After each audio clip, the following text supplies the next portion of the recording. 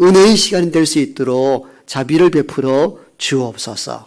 예수님 이름으로 기도하옵나이다. 아멘. 주님의 은혜가 여러분에게 임하기를 축복합니다. 이른 새벽에는 영하 기온이더니 낮 기온이 좀 따뜻하기도 합니다. 교육자들이 있으면 저 중상층 뒷문 좀 열어주시면은 좀 공유 소통 좀 하는데 도움이 되겠습니다. 어제 뉴스를 보니까 원래 24년도 초등학교 신입생이 한 명도 없는 학교가 전국에 154개 학교라. 깜짝 놀랐습니다. 서울에도 신입생 한 명 없는 학교가 세 군데, 네 군데, 그 특별시에도 그러니까, 몸으로 체감하는 일들이 보통 심각한 것이 아니구나. 154개 학교에 신입생이 한 명도 없다니. 정말 한국이 정말 큰일 났다 싶은 생각이 듭니다. 정말 이제는 소멸되는 이제 마을과 도시가 많이 자꾸 늘어나겠다는 그 위급함을 깨닫고, 그러면서 우리뿐만 아니라 나라를 이끌어가고 있는 정치 지도자들은 날마다 싸움박질할 것이 아니라 어떻게 젊은이들이 결혼하고 자녀를 출산하여 양육할 수 있도록 어떻게 도울 수 있는가, 이걸 좀 연구해야 되지 않는가, 이런 생각을 하게 됩니다. 지금 굉장히 긴급한 상황이에요. 젊은이들은 이제 힘이 든다는 거죠. 자기 먹고 살기도 힘드는데 결혼하고 자녀 낳고 양육하는 일이 너무 힘들다는 거죠. 우리는 희생 없는 결과물이 있느냐, 희생을 좀 하라, 이렇게 강조하는 것도 맞기도 합니다만, 또 이 시대에 젊은이들이 마음껏 아이를 낳고 살 수 있는 환경을 마련해 주는 것도 나라의 지도자들이 해야 될 몫이기도 합니다. 나라가 이런 인구 소멸 위기에 처해 있을 때 교회도 영향을 상당히 받게 되죠. 7, 80년도만 해도 교회는 지하나 상가에 개척교회만 해도 그 사람들이 몰려왔습니다. 이제는 정말 어렵습니다. 이 사회가 고령화되듯이 교회도 고령화되고, 이 사회가 출산율을 높이지 않고서는 더 이상 나라의 앞길이 없듯이 교회도 태신자를 작정하여 전도하지 않고는 교회의 미래가 없습니다. 우리가 이걸 정신 바짝 차려야 되는 거예요. 그냥 이 상태로 그냥 아무렇지 않게 그냥 넘어가서는 안 된다는 겁니다. 우리 시대에 사명이 있다면은 나라와 그 지도자들이 어떻게 젊은이들이 결혼하여 출산율을 높일까, 여기 정책을 펴듯이 교회 정책은 앞으로는 모든 작고 큰 일을 잠시 접어두고 어떻게 태신자를 만들어서 사람들을 새신자로 이끌어낼까, 이 고민을 하고 함께 기도해야 합니다. 지난주에 이 태신자 작전 카드를 여러분 주보 간지에 놓고 이번 주도 연속 놓지 않습니까? 받았을 때에 여러분 마음은 어떠하셨습니까? 그렇지, 우리가 이 인구 소멸 중에 있는데 우리가 작정하여 새로운 신자들을 전도하여 교회에 정착지 아니하고서는 앞으로 미래 교회가 없겠구나. 이건 목사 혼자만 하는 일이 아니고 우리 모두가 마음을 모아서 같은 마음으로 태신자 작정을 하고 전도 부흥하는 일에 힘을 써야 되겠다, 이런 각오하고 작정하는 분들도 있죠. 그런데 이걸 받고 아마 염려하는 분들도 있을 거예요. 이걸 어떻게 해야 되지? 왜? 태신자를 생각해 보니까 전도할 대상자가 많지 않는 거예요. 왜인 줄 아세요? 저와 여러분들은 신앙생활 오래 하셨잖아요. 오래 하신 분들의 이 세상 관계는 어떻습니까? 주로 지인이나 친구들 다 믿는 사람들입니다. 안 믿는 사람 모임 가면 모임이 힘이 들고요. 제가 동창회 몇 번 가보니까 그게 어렵더라고요. 왜? 살아가는 패턴, 문화 방식이 다르니까 한두 번은 만나서 기쁜데 자꾸 술을 권하고, 뭐 목사도 한 잔 안 하나? 이게 쉽지가 않더라고요. 그러다 보니까 그 관계도 자꾸 끊어지니까 내가 아는 사람들은 누구예요? 다 믿는 사람들이에요. 믿는 사람들 태신자 명단을 올릴 수 없잖아요. 그러니까 오래 신앙생활을 하면 할수록 태신자 작정하기 어렵다는 거예요. 그게 여러분 고민일 거예요. 그 전도를 누가 많이 합니까? 새신자의 전도를 많이 해요. 왜? 믿지 않는 친구와 지인들이 많기 때문에. 그런 특성이 있기도 합니다. 그러나 이걸 받아들고 너무 염려하지 마십시오. 오늘 본문에 나오는 이 소녀를 보면은 전도 이렇게 하는구나. 이걸 깨닫게 되고 이로 통하여 힘을 얻게 될 줄로 믿습니다. 오늘 본문에 나오는 이 이스라엘의 이 소녀를 한번 보십시오. 아람의 군대가 이스라엘에 들어가서 침범해서 그 이스라엘의 어린 소녀 하나를 잡아갔습니다. 그리고는 나만 장군 집에 종으로 넘겼습니다. 그래서 나만 장군 안에 수종드는 인물입니다. 그 소녀가 오늘 본문에 나오는 주인공이기도 합니다. 그런데 이 소녀가 자기 집의 주인 나만 장군이 나병이 들어 죽어가는 모습을 보고는 전도를 하잖아요.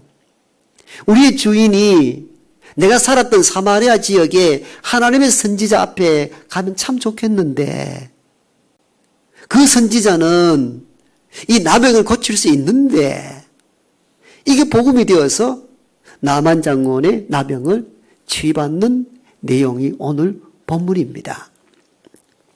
그러면서 우리는 이 소녀가 어떻게 복음을 전했는지, 어떤 상황 속에서 전도를 했는지 이 소녀를 바라보면서 우리 또한 이 소녀와 같은 마음으로 복음을 전하는 우리 모두가 되기를 소망합니다. 이 소녀는요, 자기의 처지나 상황에 관계없이 복음을 전했다는 겁니다. 이 소녀가 지금 하나님의 복음을 전할 수 있는 상황과 처지가 아니잖아요. 아람 군대가 쳐들어와서 붙잡혀가고 남의 집에 노예로 전락한 소녀입니다. 그러니까 자기 처지도 형편이 없습니다. 어려움 중에 있습니다. 자기가 무슨 하나님 복음을 전할 수 있는 그런 처지에 있는 것도 아니잖아요. 그런데 우리는 이 본문을 통해 이걸 느끼게 됩니다. 내 처지가 어떠하든 상관없이 복음이 증거되어야 된다는 겁니다. 오늘 이 소녀의 처지를 2절은 잘 보여줍니다. 아람 사람이 떼를 지어 나가서 이스라엘 땅에서 어린 소녀 하나를 사로잡음에 그가 나만의 아내에게 수종들더니 잡혀가서 남의 집에 노예가 되고 그 집 주인의 아내 수종드는 여종으로 전락하고 만 겁니다. 상황적으로 복음을 전할 수 있는 처지가 아니었던 것이죠. 그럼에도 불구하고 이 소녀는 복음을 전했다는 겁니다. 이게 참 놀랍습니다. 우리는 대부분 이렇게 생각할 때가 많습니다. 내가 성공하고 세상에 번듯하게 자리를 잘 잡아야 내가 믿는 하나님을 전하지. 내가 실패하고 부도가 나고 가난하고 배우지 못하고 내 신세가 처량한데 내가 어떻게 복음을 전합니까? 그런 나를 사람들이 어떻게 보겠습니까? 그래서 위축을 당할 때가 많아요. 가끔 우리 이런 경험할 때가 있잖아요. 목사님 요즘 참 친척 형제 만나기 어렵습니다. 왜요? 우리 집 쫄딱 망하고 명절 때 찾아가면 교인들이 이렇게 비난한다는 거예요. 네 교회 나가더니 꼴 잘 뗐다. 그렇게 할 때 내가 대답할 말이 없어서 다시는 안 만날 겁니다. 그럴 때가 있죠. 인간적으로는 이해가 됩니다. 여러분, 악한 영들은요, 항상 이러한 일들로 인하여서 우리로 하여금 복음을 전하지 못하도록 통로를 막아버립니다. 네 꼴이 지금 어떤데? 네가 지금 노예로 전락했는데 네가 실패하지 않았느냐? 너 자식들 잘 된 것 있냐? 그 봐라, 교회 나가서 잘 된다 하더니 쫄딱 망하지 않았느냐? 그럴 때 우리는 위축을 당합니다. 그러면서 스스로 숨어버립니다. 아이고, 괜히 하나님 영광 가리었구나. 그래서 스스로 숨어버리고 아무 말도 못하게 하도록 만듭니다. 여러분, 이게 성경적이지 않습니다. 오늘 이 소녀를 보면은 복음은 내 처지와 내 상황에 관계없이 복음이 증거되어야 합니다. 이게 복음 전하는 사람이 가져야 될 자세입니다. 소녀는 그렇지 않았습니다. 하나님 나를 이렇게 잡아가서 노예로 만들어 놓고 내가 무슨 영광으로 무슨 낯으로 하나님의 영광을 위하여 전합니까? 내 처지가 이런데 그러지 않았다는 걸 신뢰한 거예요. 그래서 복음은 내 처지와 상관없이 항상 증거되어야 된다는 겁니다. 여러분 이렇게 생각해 보세요. 누군가 수영을 하지 못하는 사람이 바다에 들어가서 물에 가라앉아 죽을 위기가 있을 때 그걸 본 내가 요즘 뭐 내 사역이도 죽을 것 같는데 뭐 남 구할 시간이 있나 이러진 않잖아요. 내 상황과 상관없이 물에 빠져 허우적거리는 사람을 뭐 구명정을 던져서라도 건져낼 것 아닙니까? 이게 사람의 도리잖아요. 내 사는 것도 힘들고 요즘 부도 나고 어려운데 뭐 남 돌아볼 건 뭐가 있나? 그러면서 물에 빠져 있는 사람을 외면하지 않거든요. 이런 복음 전도자는 그래야 됩니다. 자꾸 이게 악한 영들이요 우리의 복음을 전하지 못하도록 자꾸 만듭니다. 그 정책이 뭔지 아세요? 네 잘났느냐는 거예요. 네 성공했느냐는 거예요. 네 사회적 신분이 있느냐가 이렇게 묻습니다. 너 지금 초라하지 않느냐? 그 모습 가지고 누구에게 복음을 전해? 이렇게 우리 위축시켜서 아무 일도 못하게 만든다는 거예요. 그런데 이 소녀를 보셔야 됩니다. 그는 지금 잡혀온 노예고 남의 집에 종살이 합니다. 그런데요, 그 집 주인을 향하여 복음을 전하잖아요. 여러분, 누가 누구에게 복음을 전해야 될 입장입니까? 장군이 소녀를 불쌍히 얘기해야 되는데, 소녀가 장군을 불쌍히 얘기하잖아요. 복음이 그런 것입니다. 왜요? 이 복음은 사람을 살리는 하나님의 능력이 되기 때문입니다. 그래서 내 처지와 내 상황을 고려하는 것이 아니라 하나님의 복음을 과감하게 전해야 될 이유가 있습니다. 그 복음이 그 사람을 살리는 하나님의 능력이 되기 때문입니다. 그래서 복음을 전할 때 위축당하지 마세요. 나는 약하고 나는 부족하고 세상에 보일 것 없다 할지라도 이 하나님의 복음이 당신을 살린다는 이 확신을 가지고 담대히 복음을 전하는 우리 모두가 되기를 축복합니다. 그러면서도 저는 이 본문을 읽으면서 하나 궁금한 게 있었어요. 이 소녀가 이런 노예로 전락한 상황 속에서도 어떻게 하나님의 복음을 전할 마음을 먹었을까? 이게 너무 궁금했어요. 여러분 궁금하지 않습니까? 저는 이 부분을 궁금했어요. 제가 이 소녀 입장 같으면 하나님은 원망했을 것 같아요. 하나님은 살아계신다면서요. 전능하신 분이라고 말하면서 어찌하여 이스라엘의 소녀인 나를 아람 군대에서 잡혀가도록 만들고 이렇게 종로로 타도록 만든다는 거예요. 여러분 그러면 여러분 하나님 복음 전하고 싶습니까? 저는 안 할 것 같아요. 제 마음에는 원망할 것 같아요. 어떻게 하나님 이럴 수 있느냐고. 이방인들이 우리를 침범하여 나를 잡아가서 노예로 전락시켰단 말이죠. 그런 처지에 있는데 하나님 복음을 전하고 싶겠느냐는 거예요. 저는 이게 너무 궁금했어요. 진짜 풀리지 않는 숙제예요. 어떻게 이 소녀는 노예로 전락시켜버린 이 현실 앞에 원망하지 아니하고 하나님의 복음을 전했을까? 그게 계속 나의 질문이었어요. 그러면서 성경을 읽고 또 읽으면서 하나 비밀 쓰는 일들을 깨달았습니다. 아, 이 소녀가 노예로 전락했지만도 하나님의 원망치 않고 오히려 하나님 복음을 전했던 이유가 있었겠다. 그게 뭐냐? 세상에 나가보니까 나만 불행한 줄 알았는데 나보다 더 고통당하고 아파하고 불행당하는 사람들이 있다는 사실을 알았다는 겁니다. 소녀는 이스라엘 가정의 집에 있을 때에는 그걸 몰랐습니다. 잡혀가서 아람의 장군 나만 집에 가보니 아, 다 행복할 줄 알았는데 다 좋을 줄 알았는데 그게 아니더라는 겁니다. 여러분 오늘 본문의 아람 장군 나만 어떤 존재인가? 아람을 구하였고 그래서 백성과 왕에게 존귀한 분으로 대접받는 분이었습니다. 신분이 대단한 오늘 같으면 장관 이상의 위치에 놓여 있고 그리고 백성들로부터 존귀함을 받고 왕으로부터 신임을 얻고 그리고 신분만 높은 것이 아니라 자기 아내도 여종을 둘 정도로 집안이 탄탄했던 집안입니다. 부족함이 하나도 없습니다. 여러분 나만 장군 보십시오. 그런 존귀한 자고 왕의 총애를 입고 종을 거느리고 여러분 뭐 아쉬운 게 뭐가 있습니까? 그런데 소녀가 보니까 어떻습니까? 세상적으로 부족함이 없어 보이는데 주인 장군 나병이 걸렸습니다. 나병은 지금은 고칠 수 있는 질병이지만도 사실 십수년 전만 하더라도 고칠 수 없는 질병으로 있어 오랫동안 이 인생을 갉아먹었던 가장 고통스러운 질병이 나병이었습니다.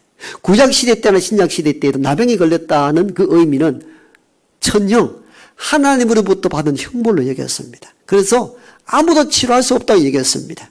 그냥 하루하루 죽어가는 것이 그의 삶의 전부입니다. 이 소녀가 잡혀와 나만 집에 있었을 때에 세상적으로 부러움이 없어서 누구나 부러워할 줄 알았는데 가까이서 대해본 나만 장군은 너무 초라하게 보였습니다. 너무 불쌍해 보였던 것이죠. 그래서 나는 잡혀온 것으로 불행한 줄 알았는데 나는 그래도 건강이 있다는 것. 그리고 나만 장군은 세상 모든 것을 가졌으나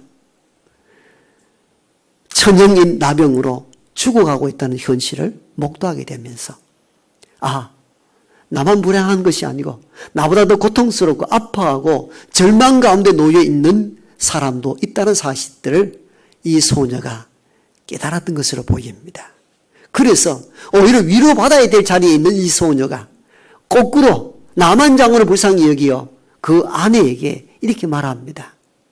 참 안 됐습니다. 내가 아는 사마리아에 있는 하나님의 선지자에게 보내면은 우리 주인의 병을 고칠 수 있는데요. 그게 이 소녀가 한 이야기 전부입니다. 여러분 참 놀랍지 않습니까? 그렇습니다. 그런 절망에 빠져 있을 때에 작은 소리도 크게 들리는 것입니다. 오늘 본문을 읽어보면은 나만 장군이 아내를 통하여 이스라엘 잡혀온 소녀가 했던 이야기를 들었던 것 같아요. 직접 할 수는 없었으니까. 듣고는 왕에게 나가지 않습니까? 그래서 왕이여 이런저런 일들로 소녀에게 이야기를 들었는데 내가 이스라엘 가서 나병을 좀 고치고 싶습니다. 그 얘기를 하잖아요. 여러분 보세요. 우리가 전도한다는 것은 막 큰 소리로 막 강력한 언어로 하는 것만이 전도가 아니고 이 소녀처럼 그냥 불쌍히 여기고 세상 살다 보니 나보다 더 힘들고 어려운 이웃도 있네. 그러면서 그 사람이 예수를 만났으면은 예수를 믿었으면 참 좋을 건데 교회 한번 나왔으면 참 좋을 건데 이것이 누군가에게는 복음이 될 수 있습니다. 복음이 될 수 있잖아요. 이 소녀가 막 강력한 언어로 한 것 아니에요. 그냥 자기 수발 뜨는 여주인에게 우리 주인이 사마리아에 있는 선지자에게 갔으면 참 좋겠다. 그 선지자, 하나님의 선지자는 나병을 고칠 수 있습니다. 여러분, 그 한마디가 절망에 빠져 있는 나만을 구원케 하는 생명의 언어가 되었습니다. 여러분, 복음 전하는 사람은 바로 이런 마음을 가져야 됩니다. 사실 저와 여러분이 살아가는 것이 다 형편이 고르지 않습니다. 어떤 일은 힘이 들고 어렵고 고통스럽기도 하고 그래서 우리는 거기에 짓눌려서 나는 아무것도 할 수 없다 생각하고 이런 내가 뭘 복음을 전할까 하는데 이 소녀를 보십시오. 노예로 전락했지만도 가서 다른 나라에 가서 또 눈을 떠서 보니까 나보다 아파하고 나보다 더 고통스러워하고 나보다 더 절망적 삶을 사는 이들도 있다는 것을 알게 되고 그들에게 필요한 것이 하나님의 복음임을 알고 그에게 복음을 전한 것입니다. 여러분 주변에 보십시오. 여러분 힘이 들고 어렵고 나만 힘들고 같죠? 주변 보세요. 힘들고 어려운 이웃들이 의외로 많아요. 그들에게 이 소녀처럼 선생님이 교회에 와서 예수와 믿었으면 참 좋겠다. 이렇게 복음을 전하여 절망적인 삶을 사는 이들에게 생명을 부여하는 일에 쓰임받기를 축복합니다. 두 번째 이 소녀가 어떤 마음으로 그들에게 복음을 전했을까 하는 부분입니다. 그건요. 나는 할 수 없지만도 하나님은 고칠 수 있다는 확실한 믿음이 있었기 때문입니다. 지금 소녀의 처지는 노예잖아요. 종이단 말이죠. 이 소녀가 할 수 있는 일이 아무것도 없잖아요. 우리가 그래요. 우리가 이웃이랑 형제가 안타깝지만도 저와 여러분이 할 수 있는 일이 많지 않아요. 뭐 많은 돈이 있어서 그런 병원비를 대줄 것도 아니잖아요. 그럼 우리는 아무것도 할 수 없다고 낙심하는데 이 소녀는 참 놀랍잖아요. 그는 연약하고 종이어서 아무것도 할 수 없었지만도 하나님은 할 수 있다는 믿음이 있었습니다. 그 믿음으로 전한 거예요. 사마리아에 있는 우리 하나님의 선지자에게 가면 그 병 고칠 수 있다는 겁니다. 여러분, 이게 얼마나 놀라운 일들입니까? 우리가 하는 일들이 지극히 작다 할지라도 그 작은 소리가 절망에 빠져있는 사람에게는 천둥 같은 소리로 들려지기도 하십니다. 이 소녀가 한 이 소리는 지극히 작고 미약해 보였으나 나병으로 죽어가는 나만에게는 핵폭탄 같은 메시지로 다가온 겁니다. 여러분, 우리는 이 믿음으로 전했을 때에 절망에 있는 사람들에게는 엄청나게 들려온다는 사실을 믿는 저와 여러분 되기를 원합니다. 가끔 우리는 이런 확신을 가지잖아요. 내가 엄청나게 힘을 기울이고 엄청난 복음을 전해야만이 뒤집어지는 역사가 일어납니다. 이런 생각을 하잖아요. 여러분, 복음은 그런 거 아닙니다. 내 의지와 신념을 떠나서 믿음 있게 던진 작은 한마디가 절망에 빠진 한 영혼에게는 폭탄같이 들려질 수 있다는 것입니다. 이걸 믿어야 합니다. 이 소녀는 이걸 믿었던 것이죠. 그래서 전한 것입니다. 사마리아에 있는 우리 선지자에게 가보라고. 가면은 나병이 낫게 될 것이라고. 특별한 이야기를 했습니까? 하나님의 속성에 대해서, 삼위일체 하나님에 대해서 신학적 정리를 한 내용으로 전한 게 아니에요. 그냥 자기가 보고 느끼고 경험한 확신을 그냥 전한 거예요. 사마리아에 있는 선지자에게 가보시라고. 치료할 것이라고. 여러분, 우리는 전도에 대해서 이런 두려움을 갖죠. 많이 알아야 되고 엄청난 일을 해야 된다고, 신학적으로 성경적으로 능통해야 된다고 하면 더 좋지만도 꼭 그런 것만 아닙니다. 제 어머니 얘기를 종종 자주 하셨잖아요. 제가 어릴 적 제 어머니는 신병 비슷한 게 들렸습니다. 병원에 가도 진단이 안 나옵니다. 하루하루 죽어갑니다. 오죽 했으면 제 3살 위에 있는 형과 초등학교 퇴교와 집에 오면은 그 빨래 다듬이 돌을 머리에 올렸다니까요. 지금 기억나거든요. 둘이 끙끙거리고 머리가 부서질 정도로 아프니까 수건을 싸매고 있어도 해소가 안 되니까 돌을 올려놓으면 좀 가벼울 거 해서 돌을 올려달라 그랬었어요. 하루하루 죽어가고 있다. 그때 이 막내딸 제 셋째 누님이 시골교회 토담교회 다녔는데 그때 초등학생이었겠죠. 저는 더 어렸으니까. 엄마를 보니까 불쌍했던지 그 어린 것이 엄마 이래도 죽고 저래도 죽으니까 교회 한번 나가봐. 그 어린 것이 뭘 신앙이 대단했겠습니까? 그렇게 해서 시작되고 그 교회에 있던 시골에 집사님이 우리 집에 오셨어요. 제 기억이 납니다. 날마다 기도하고, 그때는 전도사님이 주말만 되면 왔어요. 신학교 다니니까. 토요일 와서 주일 예배 드리고 또 오일 공부하러 가요. 그러니까 주중교 안 계시니까. 그 집사님이 매일 와서 하루 거리지 않고 기도하고 찬송하고 기도하고 찬송하고, 이게 몇 달 동안 갔어요. 제가 그랬잖아요. 그때 찬송을 제가 다 배웠다고. 교회도 안 나간 그때 찬송 다 배웠어요. 그래서 제 찬송이 내가 곡조보다 느리다 그랬잖아요. 그 어른이 찬송을 길게 늘어지게 했기 때문에 제 찬송이 길게 늘어져요. 예, 멀리 갔더니 진짜 멀리 찬송을 그래 하시더라고요. 그때 다 배웠어요. 근데 거짓말처럼 우리 어머니가 벌떡 일어나셨습니다. 남의 집 어머니지만도 아멘 좀 하소. 그래서 우리 집의 신앙이 시작된 겁니다. 그때부터 한 번도 없는 이 체험적이니까, 하나님 만나니까, 하나님 살아계심을 경험했으니까 그때부터 새벽 기도 돌아가실 때까지 일생을 기도로 사셨거든요.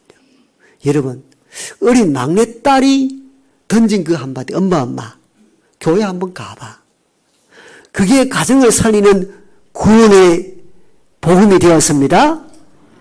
어렵게 생각하지 마세요. 내 신분 위치가 이러니까 내가 뭘 전하랴. 아니에요. 누군가 절망 중에 있는 사람들에게는 작은 메시지 하나, 작은 소리 하나가 큰 울림으로 다가올 때가 있습니다. 그런데 믿음이 없으면요, 높은 위치, 말할 수 있는 권세에 있다 할지라도 아무런 역사가 일어나지 않습니다. 여기는 이 어린 소녀와 대비되는 한 사람의 인물이 또 나타나는데, 이는 이스라엘의 왕입니다. 이스라엘 왕을 여러분 또 주목할 필요가 있습니다. 그래서 이 성경은 짧지만도 참 이야기가 재미있습니다. 한 사람은 종과 노예로 전락한 어린 소녀고, 한 사람은 한 나라를 다스리는 왕이고 권세 있고 말이 힘이 있는 사람입니다. 아람의 왕이 나만을 이스라엘에 보낼 때 친히 편지를 썼습니다. 이스라엘 왕에게 내가 나만 장군을 보낼 테니 이 사람을 나병을 고쳐달라고 친서와 함께 금과 은을 가득해서 이스라엘 왕에게로 보냈습니다. 그렇지 않아도 아람에 대한 두려움을 떨고 있던 이 이스라엘 왕이 무슨 친서인가에 딱 펼쳐보니까 내용이 이렇습니다. 나병 환자를 보내니까 고쳐달라는 겁니다. 이스라엘 왕 반응이 오늘 어떻게 나왔습니까? 옷을 찢으면서 큰일 났다고. 내가 무슨 능력으로, 내가 하나님이냐, 무슨 능력으로 내가 나병을 고치냐, 이런 필시 빌미를 삼아 우리를 치려고 하는구나. 그런 통곡함이 이제 앉아있는 거예요. 여러분 이 장면을 보십시오. 그래서 오늘 짧은 8절까지는 이 소녀와 왕에 대한 이야기를 대비시키고 있습니다. 소녀는 노예입니다. 힘이 없습니다. 어립니다. 그런데 하나님이라는 확신이 있으니까 복음을 전합니다. 한 사람은 왕입니다. 말에 권세가 있는 힘이 있는 사람입니다. 그런데 그는 이렇게 이야기합니다. 내가 무슨 힘으로 나병을 고칠 수 있느냐고. 내가 이제 죽게 되었다라고. 여러분, 우리가 세상적 지위나 권세와 힘이 있다 할지라도 믿음이 없으면 아무것도 할 수 없다는 것을 깨닫게 됩니다. 복음은 인간의 성공적 위치나 신분 때문에 능력이 있는 것이 아니라 하나님에 대한 믿음에 대한 확신이 있을 때에 능력이 일어날 줄 믿습니다. 여러분 이스라엘 왕은 아무것도 못하잖아요. 오히려 절망하잖아요. 그런데 소녀는 비록 심부름 노예였지만도 하나님에 대한 신앙이 있으니까 사람을 살려내잖아요. 그러면서 우리는 이 소녀를 다시 주목할 필요가 있습니다. 나는 이러니까 아무것도 못해. 내가 이런 처지에 있는데 내가 누구에게 복음을 전해? 창피스러워. 그렇지 않습니다. 여러분 주변을 보면은 저와 여러분보다 더 억울하고 더 고통스럽고 하루하루 절망 속에 사는 이들이 있단 말이죠. 그런 사람에게 확신을 가지고 던진 이 작은 소리 한마디가 큰 울림으로 다가올 때가 있습니다. 여러분 이 비밀을 간직하고 태신자를 작정하여 생명을 살리는 거룩한 일에 저와 여러분 모두가